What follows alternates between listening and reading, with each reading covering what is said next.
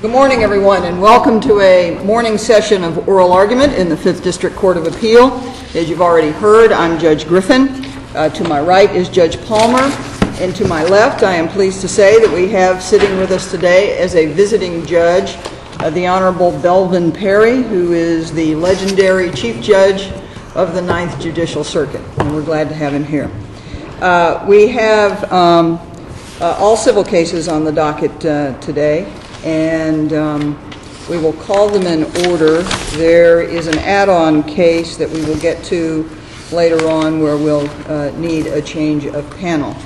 Otherwise, we'll take the cases in order. As you should know already, 20 minutes to decide for each party.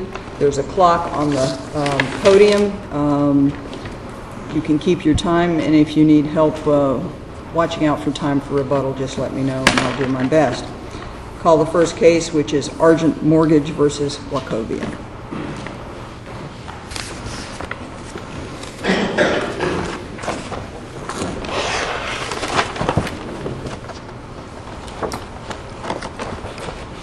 Good morning.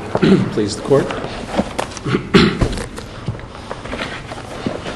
Thank you. My name is Jeff Dollinger, and I represent the appellant in this case, Argent Mortgage. And today's appeal is based upon, I guess, the question of what the recording statute under Florida law requires under today's statutory scheme. The issue in this case arises under both Section 695.01 of the Florida statute as well as 695.11. It's our position just right off the bat that 695.01 is the only statute that should be applied to the facts of this case, and 695.11 does not need to be applied to reach the correct solution under Florida law. What do you contend the function of 11 is? 695.11 is intended for the purpose of providing the statutory scheme that when an instrument is recorded, it is the fact or the time of recording that sets its priority as to other recorded documents, or essentially when it provides constructive notice of the instrument itself or of the instrument, the interest conveyed by the instrument. Okay, so in this particular case, and I guess as fleshed out within the briefs, it's very simple. The appellee's mortgage there was two transactions. Let's start out. Two transactions, one homeowner, one lot, one mobile home. The first transaction was with appellee. They signed their mortgage on September 7th with the transaction date of August 31st, 2004, but they didn't record their mortgage for 128 days, January 5th, 2005. Your position is not dependent on how long it took them to record their mortgage. Is that correct? My position is based upon the fact that they were not recorded at the time we had our loan transaction, which was about 100 days later. But the 100 days or the 128 days is irrelevant to your argument. Is that correct? Well, it is relevant to our argument as long as we reach the conclusion that Argent, the second lender, did not have notice of the first. Does it matter whether it was 128 days later or 3 hours later?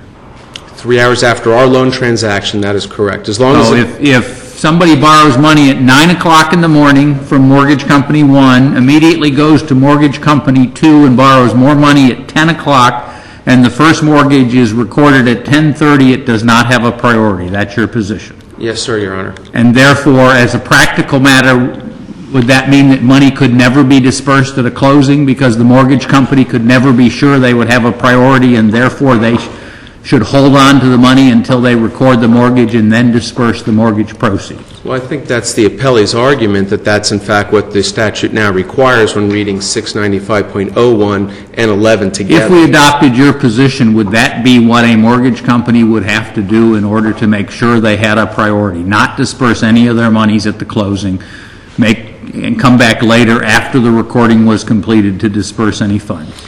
Well, I don't believe that that's our position specifically, only because of the fact that, there's almost no way sometimes to prevent fraud or, improper activity by the borrower. To answer your question specifically, if in fact we would require a closing at 10 o'clock in the morning, let the attorney go down or the title agent go down and record the mortgage, and then wait for the clerk of court to get their indexing and recording up to the point where that mortgage is recorded, and then look back and say, well, there was nothing else recorded at that particular time, then disperse, it just seems that that would make the lending practice completely different than what it is in Florida today, and it would essentially stop out-of-state closings or closings through the mail or anything of that nature. Or if you're in Daytona Beach, it would almost prevent you from having a loan transaction with a mortgage in Pensacola or Wouldn't that be the result if we adopted your position, however? Wouldn't that be what they would have to do in order to protect themselves?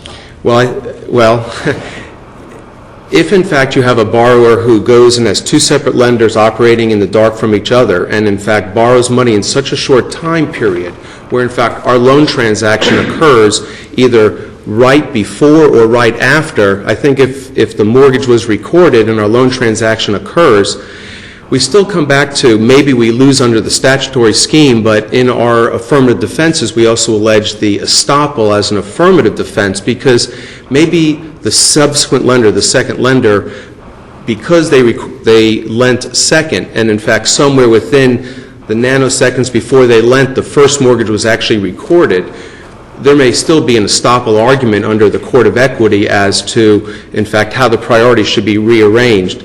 In our particular case, the 128 days is more compelling to apply estoppel versus the fraudulent borrower who goes... The 128 days would probably be more compelling if your client had promptly recorded their mortgage, and then we wouldn't have this problem today, right?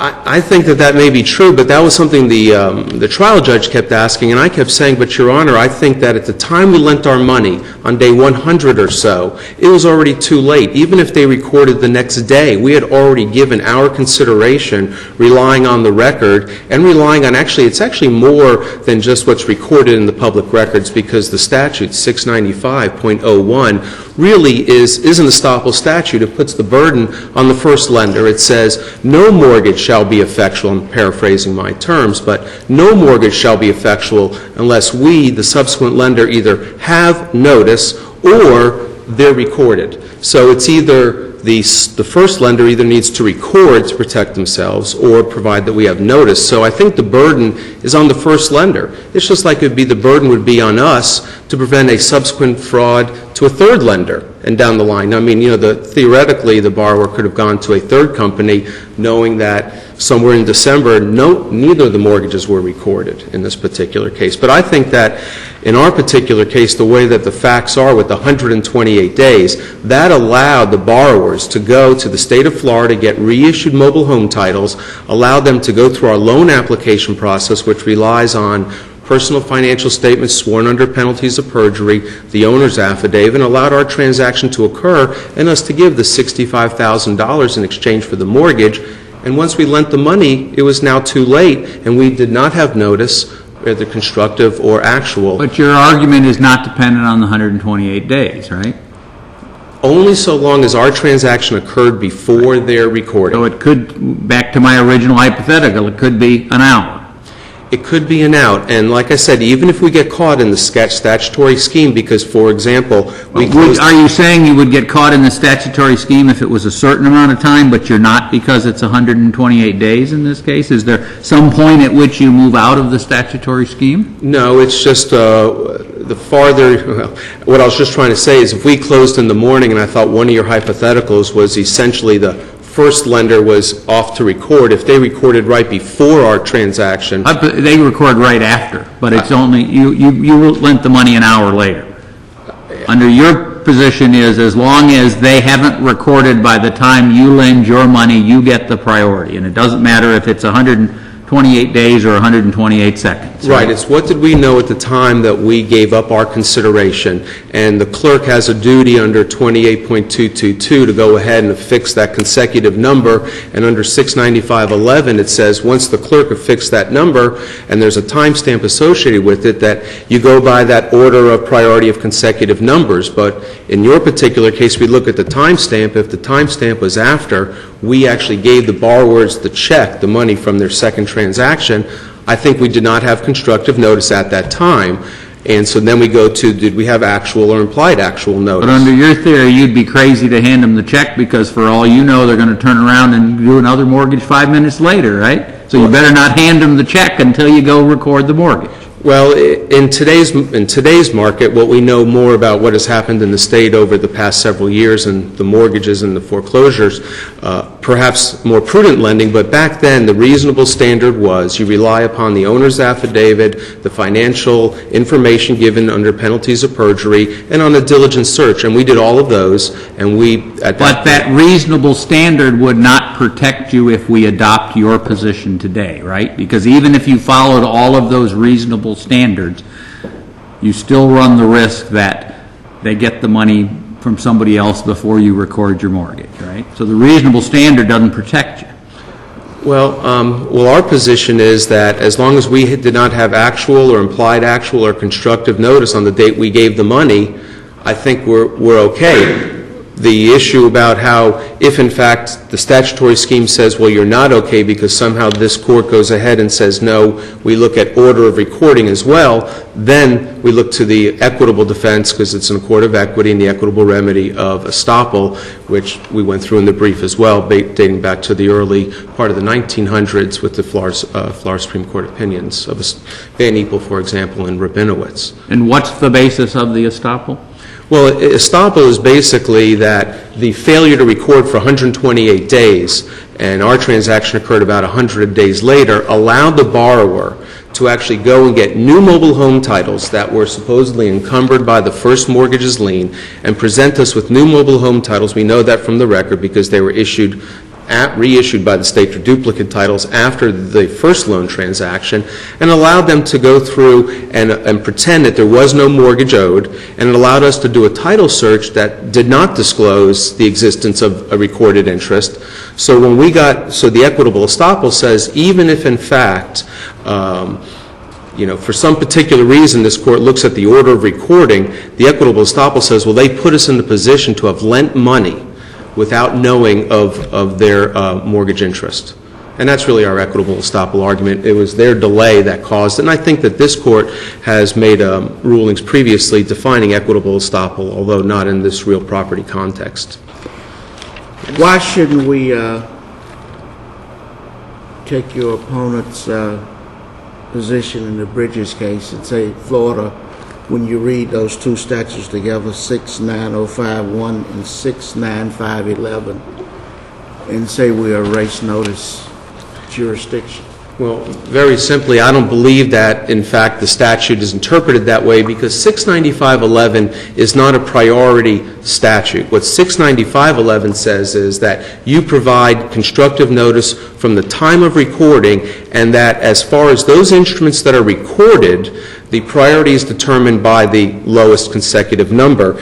And what I mean by that is the statute ends at the very end. It says the sequence of such official numbers shall determine the priority of recordation, not priority of interest, not priority of notice. And then it goes on to say an instrument bearing the lower number in the then current series of numbers shall have priority over any instrument bearing a higher number. But I think what the legislature meant is priority of recordation over any instrument bearing a higher number. And I think that you have to read those two sentences together. The mere fact that 69511 uses the priority and the higher number, I think it really is just an extension of the sentence immediately preceding. So I think that all 69511 says is essentially once it's recorded, it gives constructive notice. And this dates back to Deacle. As I mentioned in my reply brief, in fact, 69511 is not new. I think I dated it back to the late 1800s. The fact is, in the early 1900s, 1930s there was a case, Deacle, where the clerk misindexed the mortgage. Somebody subsequently bought a piece of property relying on the misindexing and didn't know of a mortgage. And the court had to basically decide at that particular time, was recording the event where at that point the clerk put their date stamp, or did it also require indexing? And I think that case decided that it did not require indexing. So what 69511 basically says is once the clerk accepts it from recording, essentially the lender has done all that they can do, present it for recording, pay the stamps, and get it recorded, then it gives notice. Now, if the clerk has an indexing error, as we found out in some other cases down south, Dixon versus First American, I think that the clerk may be liable under some form of, there's no sovereign immunity, they may be liable for misindexing. But I think the whole point about 695.11 is it sets the time that constructive notice is given. And if we go back to 695.01, it says that it's not effectual unless recorded. So that just shows the first possible time that, in fact, the lender can say for certain we've given notice. So that's the way I look at 695.11. I should also say that under 695.11, while it not being new, what I really tried to say in the brief was, in fact, 695.11 dating back used the old time when the timestamp was filed, and now they have the number. That was the only change that came about in 1967. The actual statute existed long before that. If we look to this Court's prior cases, though, I think that, in fact, for example, in the Rice v. Green case, let me give a couple of cases very quickly here, and in the Kingsland versus Godboll case, both of those cases deal with cases where there's a competition between two recorded instruments. And I think the reason we're here today is the Rice v. Green case. Very quickly, Rice purchased the property first from a lady, Mrs. Schwartz, but he didn't record right away. Then Green came along and bought the same property from Mrs. Schwartz, but he recorded. He recorded before Rice. Essentially, then we had a conflict. Rice came to the court and said, look, is my understanding, he said, look, Mrs. Schwartz couldn't have sold the property twice. She'd already sold it once to me. But in fact, Green gave valid consideration without notice of Rice, so I think under 695.01, Rice could have been decided right then and there that Green gave his money to Mrs. Schwartz without knowing of Rice. He recorded first, that is true, but I don't think that's a critical part of that analysis, and he should have won under 695.01. This Court cited 695.01 in that case, but it was argued at the trial court that, in fact, that was a 695.11 case because this Court went on to say not only did Green buy without notice and give his valid consideration, but he also... Does Rice talk about 695.11? Excuse me? Does the Rice case mention statute 695.11? No, it doesn't. It only mentions 695.01, and it's exactly my point in my brief because the appellee tried to argue at or argued to the trial court that, in fact, because this Court went on to say and Green recorded first, that showed why 695.11 is part of the analysis, although this Court never mentioned it. There's the similar facts in the Kingsland versus Godbold case, but the only difference there is the second purchaser who recorded first had actual knowledge of the first sale, so in fact he failed under 695.01. Let me ask you a question about your estoppel argument. As I understand it, both sides in this case moved for summary judgment. Everybody agreed there were no factual issues to be decided, correct? Yes, sir. So it's your position that estoppel could be determined as a matter of law in this case, is that right? Yes, estoppel is our equitable remedy. We provided a sufficient basis that was unrefuted to show why we were led to believe by the actions or inactions of the first lender that, in fact, the land title was free and clear of all mortgages, and so we lent our money believing we'd be in first position. And essentially, the Van Eepel case cited... What does the estoppel argument add to your statutory argument? Because your estoppel is based upon, I didn't know about the mortgage. That sounds like the same thing as your statutory argument. You know, it is, and actually when you read 695.01, it says no mortgage is effectual until recorded. That's essentially an estoppel argument. You don't record, you don't give notice, you don't have priority. The estoppel argument is an old remedy. Does that apply to you not recording your mortgage then? You don't get priority till you record yours? You know, I don't believe that 695.11 is a priority statute. I think once we lent our money, the appellee did not suffer any consequence by us withholding from record. I stated in the brief, actually, 82 days. It was withheld from record as the judge properly found 51 days. I cannot explain that typographical error. But I don't think our withholding had any impact because, in fact, the first lender had already lent their money and we had now lent our money. The estoppel argument is, if you look at Van Eepel, it's the exact same fact pattern. Lender on the first day lends the money. Mechanic, contractor on the second day does the work that gives rights to his lien. Third day, the lender records their mortgage. Fourth day, the lienor records his lien. So it's the exact same fact pattern.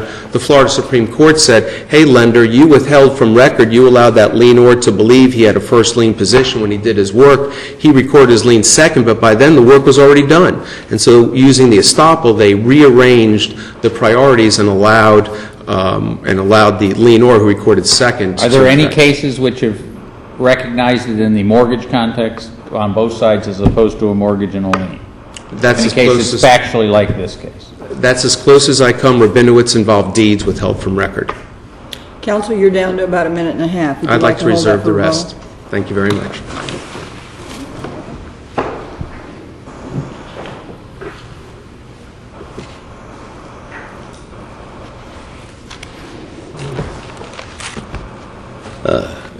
Good morning, distinguished panel. I'm David Vaughn. I'm here on behalf of WACHOVIA. This week, given the atmosphere of our foreclosure mania that's going on, I assume it is WACHOVIA today. But I don't have a lot to say because I cited the cases that in my brief that relied upon 695.11, and that was the Anderson case, Christian Anderson Gulf State Bank versus North Florida Production Credit Association. In that case, there was improper indexing by the clerk, and the appellate court said that doesn't matter. The lower numbered recorded mortgage would have a higher priority. The next case that I relied upon was Oryx Financial Services, which was a 2008 case, and it cited Anderson and 695.11 and stated flatly that the statute was unambiguous. The statute provides that official recordation occurs at such time as the office of the clerk of the circuit court affixes to an instrument the official register numbers required by law, and at such time shall be noticed to all persons. It then goes on to say in this case, in Oryx, the losing party's remedy, if any, will lie against the title insurer or abstractor, or against the clerk of the circuit court itself, which can make no claim of sovereign immunity. Now,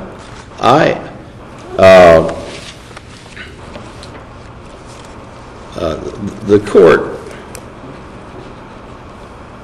departed from probably about 100 years of Florida law, stating that we're not a notice case anymore, we're a race notice case. I had something to do with that. It took me a while to find that New Jersey federal case. Frankly, both of the Florida statutes, 695.01 and 695.11, when you read them, what is your position? Are we a notice state or are we a race notice? We are a race notice state, and the reason why I selected the New Jersey case is because the statutes are very similar to the Florida statutes. I mean, but if you look at the New Jersey statute, they have words in the New Jersey statute which says first duly recorded, or whose mortgage shall be first duly recorded, and you look at 695.01, you don't find those words in our statute. I don't, Your Honor, I'm not going to pretend that they're exactly alike. I was just saying they're pretty close. My problem was that, frankly, both sets of statutes looked like they were written in Latin and then translated literally into English. But the point that I liked about the New Jersey federal case is it got straight to the point. It said in order for a subsequent purchaser to have a priority, she must achieve a dual status. She must not only take without notice of the prior interest, the constructive notice, what's in the public record, but she must also put her interest on the record before the holder of the interest is able to do so. And there are other race notice type statutes around, but I was looking for something that would get close to what we have in Florida. And the fact that 695.01 and 695.11 are separated by several subsections, it's hard to put the two together, but when I put the two together, I said, lo and behold, that these things read pretty much the same, although not exactly the same. I admit that. That's not what I'm here to do today. As far as the cases, this statute was passed in 1967, and it is a priority statute. It states that the sequence of such official numbers shall determine the priority of recordation. An instrument bearing the lower number in the current series of numbers shall have priority over any instrument bearing a higher number in the same series. That's literally from our 695.11. Now, the thing that kind of I mean, when I read the facts of this, you don't need to know anything about my biography, but for 5 years I served as a title agent in the 90s. Our last disaster, the RTC Savings and Loan, I reluctantly became a title agent. The senior partners felt that since I was a real estate litigator, I was qualified. Let's just say I spent a lot of nights sweating and going to lots of CLE sessions and whatever at that time. Commonwealth doesn't exist anymore. I came to the conclusion that the really key person at a real estate closing is going to be the post-closer, and that would be usually an underpaid woman who has to copy all of the documents and make sure everything gets mailed out and the checks are cut right. And when I read this, normally my job is I'm not like retained counsel by WACHOVIA. I think y'all can figure out. I'm sort of the janitor. I come in on these cases and try to straighten up the mess for the title company. But when I read the facts, I had to smile, and I know that the two closing agents each had to have their own heart attacks when they found out that one, there is an affidavit for Olympus was the original lender in the Wachovia chain, and that was closed over in Putnam County by J.J. Gullett's title agency, and there is an affidavit in the record from J.J. Gullett in which he states that it was just an inadvertent error, that his agency just failed to record it. At the end of the year, he was auditing his closings, and over the holiday weekend, that's when he discovered that he was about 125 days late. I imagine he was just shocked to find out that nothing had come in to the public record during that gap. But unbeknownst to him, on December 10th, ARGENT had done its closing with the Burks, but which is absolutely incredible, that closing agent did not record their mortgage for 52 days.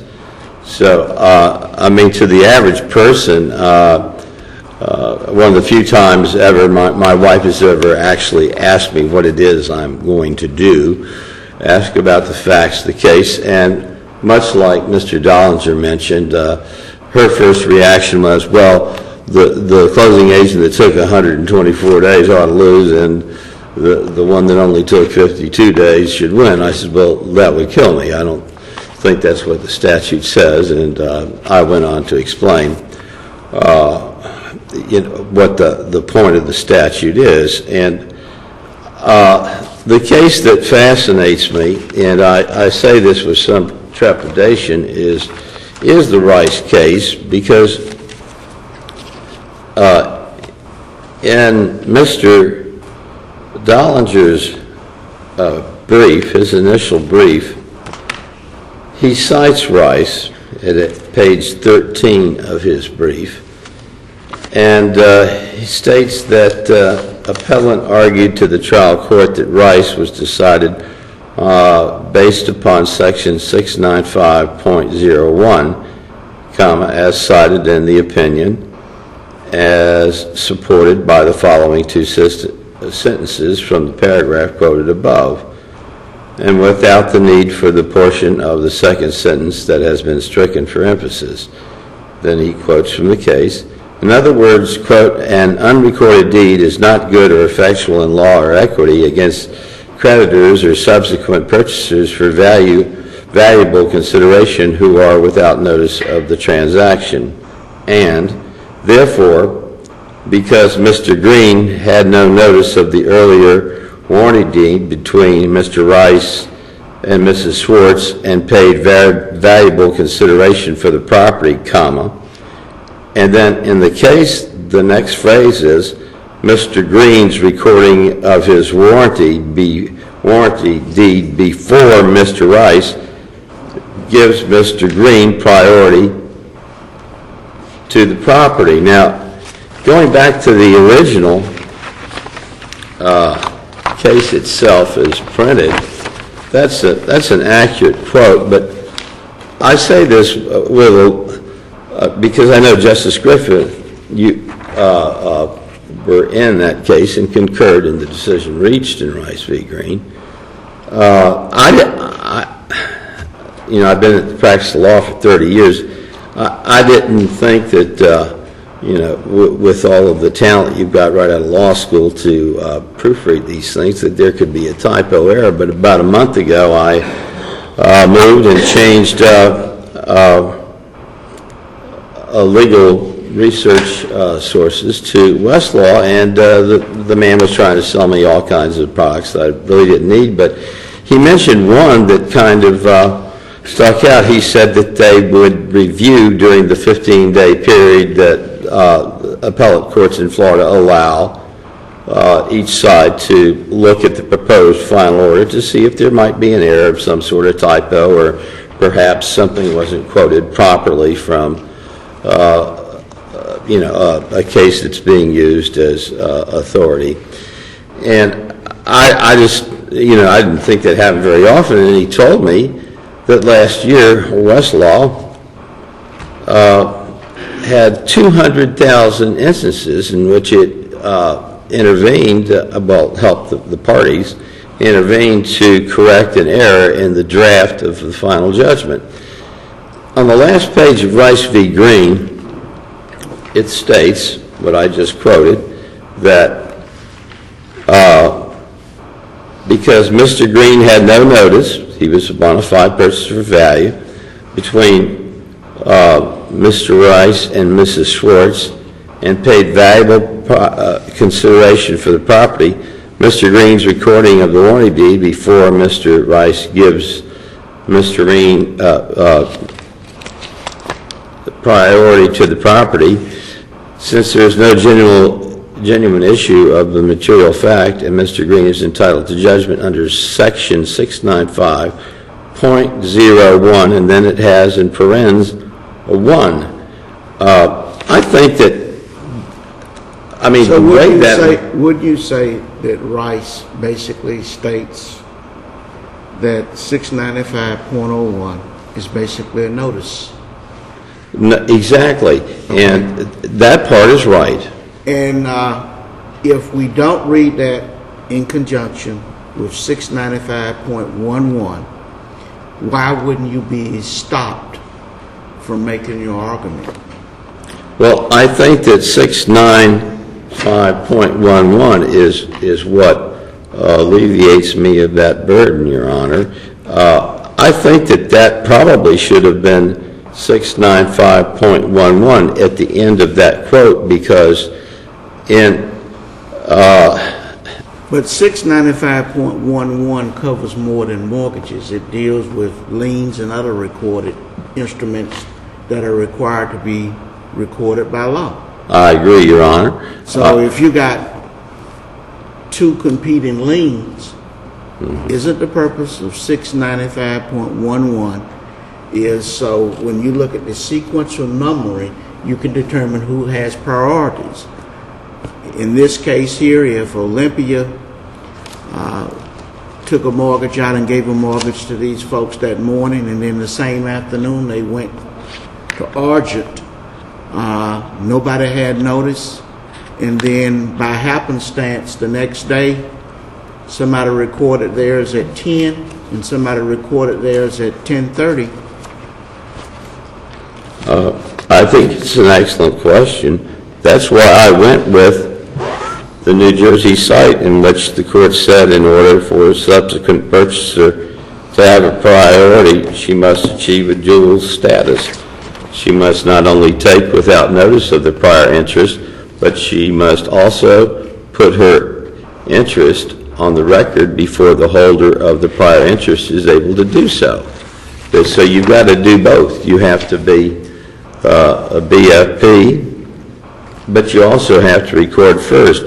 Interestingly, I cited in my initial, my answer brief,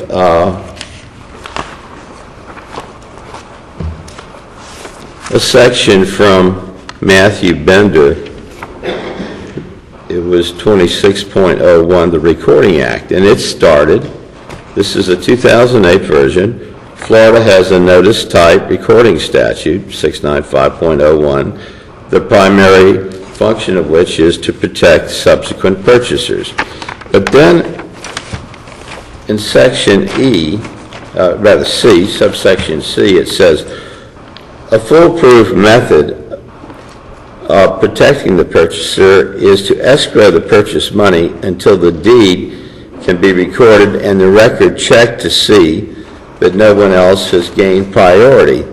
If the subsequent examination reveals that the grantor's title was still clear when the deed was delivered, then the purchase money is released and dispersed. That is the best practice, and that would alleviate the problem, because we're really talking about what happens in the gap. But I like your analogy, and that is, if you really telegraph the time backwards, I mean, we've got 124 days and 52 days in the case before the court, but a clever thief, particularly with our IT capabilities now, you could have a closing in the morning, one in the afternoon, and the morning closer could do their work exactly right and take it to the courthouse the next day and record it that morning, but still lose to the bank that does a loan in the afternoon on day one, yet doesn't record it for like 2 or 3 months. And my problem with 695.01 is that the last person to deal with, let's say, for lack of a better term, the fraudulent borrower wins, even if they wait 6 months to record it, whereas the first person to deal, the first bank to deal with the fraudulent borrower on day one could actually record promptly on day 2 and lose to someone to a bank that does the closing that afternoon, but doesn't record for months under 695.01. But in essence, aren't you asking us to rewrite the statute? I don't think I am. The statute says the lower numbered mortgage has priority. And the Oryx case says is unambiguous, and that's it. And says that it may not seem fair, but it says go after the title company, go after the clerk. But the one thing the statute does, Your Honor, I think it gets rid of, there are 2 types of notice, constructive and actual. 695.01 deals with constructive notice in the public record. 695.11 eliminates the headache of the court from having to determine whether there was actual notice of the prior closing. So I would just simply say that it's a pretty clear statute. Notice, they do have to determine the actual notice, don't they? Is it actual notice? Yeah, that's a requirement. Yeah, under either system, 695.1.01 or 695.11, they both have to be BFPs as far as the record is concerned. I'm just saying that the .11 eliminates the actual issue for the court, because the lower numbered BFP has the priority. If either of them have actual notice of a problem with the title, then they don't win, they lose. It just makes it easier for the court. The court doesn't have to sort out exactly who closed first under 695.11.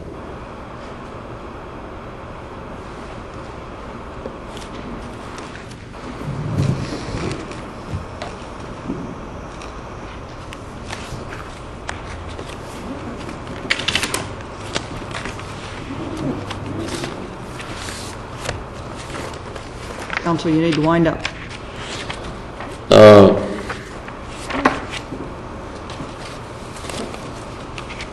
There are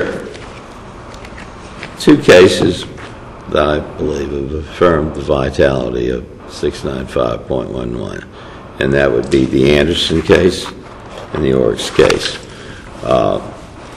With some trepidation, I've said that I think Rice v. Green just simply was a typo error, because the language in Rice v. Green tracks what's in 695.11, because it says, and Mr. Dollinger crossed out at page 13, Mr. Green's recording of his warranty deed before Mr. Rice gives Mr. Green priority to the property. And he says, if you struck out that portion of the sentence, it wouldn't be necessary to determine the priority in the case. Thank you, counsel. Right. Thank you, Your Honor. Mr. Dollinger, you've got about a minute and a half. Thank you. May I please have 2 minutes? Sure. Thank you very much. I just wanted to make a couple of quick points to respond to Appelli's argument. Number one is we have a statutory scheme that must be followed. The statutory scheme can't prevent fraud in all scenarios, so the fact that a borrower goes to 2 lenders simultaneously to conduct different transactions, that may be a fraud that the recording statute isn't intended to create or to prevent. But the fact is in this particular case, if you look at the statutory scheme, and in fact you have to read both statutes combined, or don't, but let's just say the court somehow presumes that by the statutory scheme, the second lender, ARGENT, does not have priority, that's when we look at equitable estoppel. And really, it's only... What priority would the first mortgage have over the second mortgage under the language of 695.11? There's record priority, and the 2 sentences that I had read earlier to the court show that the timestamp or the sequence number sets the record priority. What's the relevance of the record priority if it's not that it has priority as a mortgage? Well, what priority would it have other than that? Well, it has priority because it says when something is actually recorded. And if we look at the Anderson case and the Oryx case, both of those cases, those mortgage instruments, and actually the first one was a mortgage in Anderson, in Oryx it was a judgment lien, were actually recorded by the lender and judgment creditor. They were not properly indexed. And so when Ms. Anderson bought her house, by law under 695.11 and 01, 695.01, which says unless recorded, that mortgage from the seller, from the prior owner, was of record. So by law, if you look under 695.01, it was a lien. And Oryx case, same exact thing. That judgment was recorded before the McLeods actually acquired their interest. Misindex couldn't be found, but by law, it was recorded. In this case? Yes. What would the priority of the first mortgage be under the section which says the instrument with the lower number shall have priority. What priority would the first mortgage in this case have over the second mortgage? Priority in providing constructive notice, that's it.